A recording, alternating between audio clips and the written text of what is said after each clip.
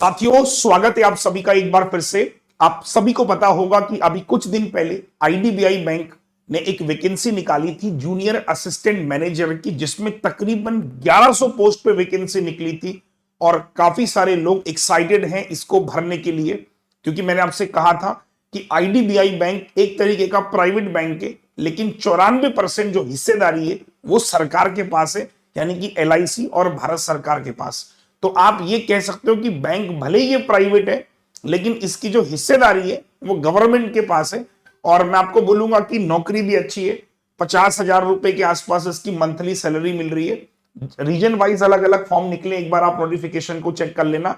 आज हम लोग इस वीडियो में जानेंगे इसका एग्जाम पैटर्न और एग्जाम का सिलेबस, तो उससे हमें आइडिया हो जाएगा कि क्या हम इस पेपर को भर सकते हैं तो हमें पढ़ना क्या होगा।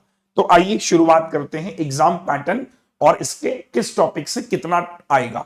एग्जाम पैटर्न अगर मैं आपको बताऊं तो इसका ना एक ही पेपर होगा बच्चों। किसका? जैम का। जैम मतलब जूनियर असिस्टेंट मैनेजर। सबसे पहले इसने लिखा है कि लॉजिकल रीजनिंग और डेटा एनालिसिस और इंटरप्रिटेशन के साथ में सवाल आएंगे, जो कि 60 क्वेश्चन होंगे और 60 मार्क्स का पेपर होगा। इसके लिए 40 मिनट का सेक्शनल टाइम है। उसके बाद इंग्लिश लैंग्वेज है ना, इंग्लिश लैंग्वेज के 40 क्वेश्चंस आएंगे, 40 मार्क्स होगा और टाइम होगा 20 मिनट का।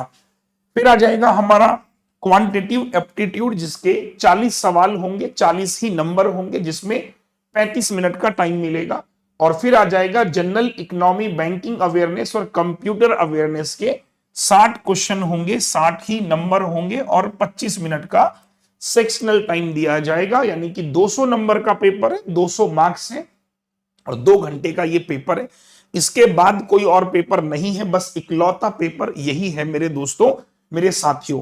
अगर मैं आपको बताऊं कि किस किस सेगमेंट से क्या आएगा, तो सबसे पहला जो सेगमेंट था उसमें आपके जो सवाल बन सकते हैं वो बन सकते हैं सिटिंग अरेंजमेंट के, पजल के क्वेश्चन बन सकते हैं, इनइक्वालिटी आपको देखने को मिल सकता है, सिलॉग मिल सकता है, ब्लड रिलेशन देखने को मिल सकता है, डायरेक्शन डिस्टेंस पे सवाल आ सकते हैं।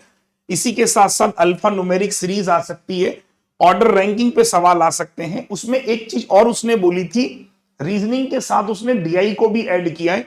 तो डीआई में आपको डेटा एनालिसिस और इंटरप्रिटेशन और डेटा सफिशिएंसी के सवाल भी देखने को मिल सकते हैं। अभी हालांकि मैं बताऊंगा कि डीआई कितने प्रकार की भी आ सकती है। तो रीजनिंग के लिए अगर आप तैयारी कर रहे हो तो मेरा रिकमेंडेशन ये है, आप सिटिंग पजल पे ज्यादा काम कीजिए। इसके अलावा सिलॉग, इनइक्वालिटी, ब्लड रिलेशन, ये सब चैप्टर भी आपको देखने को मिल सकते हैं आपके इस जूनियर असिस्टेंट मैनेजर के पेपर में। ठीक है सर, आगे हम ये भी बात करेंगे लेवल क्या हो सकता है। प्रीवियस ईयर का मैं पेपर भी बहुत जल्दी इसमें डिस्कस करूंगा। अगर मैं इंग्लिश की बात करूं तो इंग्लिश में सवाल हमें क्लोज टेस्ट हो गया, रीडिंग कॉम्प्रीहेंशन पे क्वेश्चन मिल सकता है कि 8-9 नंबर का एक आरसी आ गया, 5 नंबर का क्लोज टेस्ट आ गया, 5 नंबर के एरर देखने को मिल सकते हैं, सेंटेंस इंप्रूवमेंट मिल सकता है, सेंटेंस करेक्शन मिल सकता है, पैरा जंबल देखने को मिल सकता है, फिल इन द ब्लैंक्स देखने को मिल सकता है, पैरा सेंटेंस कंप्लीशन मुझे देखने को मिल सकता है, पैराग्राफ कंप्लीशन, एक पूरा पैराग्राफ है उसको कंप्लीट करना है, कुछ आपको fill in the blanks type में दे देगा, वो भी हो सकता है। इसके अलावा आपका स्टार्टर हो गया, कनेक्टर हो गया, कोरेंट पैराग्राफ हो गया, इन्फरेंस हो गया बच्चों, कॉलम बेस्ड हो गया, स्पेलिंग एरर हो गया, वर्ड रीअरेंजमेंट हो गया, इडियम फ्रेजेस हो गया, वर्ड यूसेज हो गया और सेंटेंस बेस्ड एरर आपके मिल सकते हैं।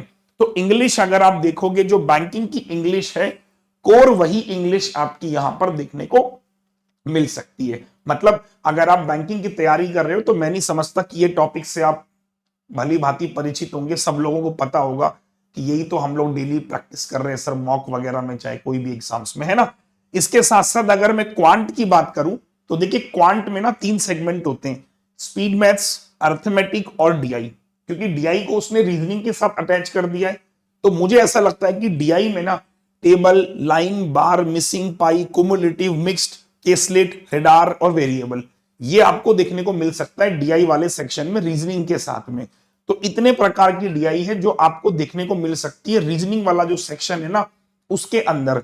अगर मैं बाकी क्वांट में बताऊं, जो क्वांट के 40 क्वेश्चन है उसमें आपको अर्थमेटिक देखने को मिल सकता है ज्यादा संख्या में।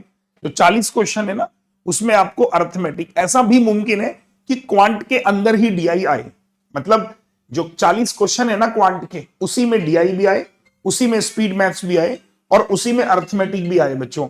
तो ऐसा भी मुमकिन है। और जो पजल का सेक्शन है ना, उसमें केवल पजल आ जाए और बाकी उसमें मशीन इनपुट वगैरह भी आ सकता है। मतलब मुझे लग रहा है इसमें जो 60 क्वेश्चन है ना आपके ये वाले, देखो ऐसा भी मुमकिन है कि जो ये 60 क्वेश्चन है ना रीजनिंग के, इसमें आपको मशीन इनपुट वगैरह भी देखने को मिल सकती है। और ज्यादा से ज्यादा इसमें लॉजिकल रीजनिंग आपको, मतलब जैसे कि जो आपकी वो है वो देखने को ज्यादा मिल सकती है। तो मेरे को ऐसा लगता है कि जो 60 नंबर है ना, इसमें मान के चलो कि 30-40 क्वेश्चन पजल के अराउंड आपका एलआर हो गया, उसके अलावा मशीन इनपुट वगैरह ये सब आपको देखने को मिल सकता है।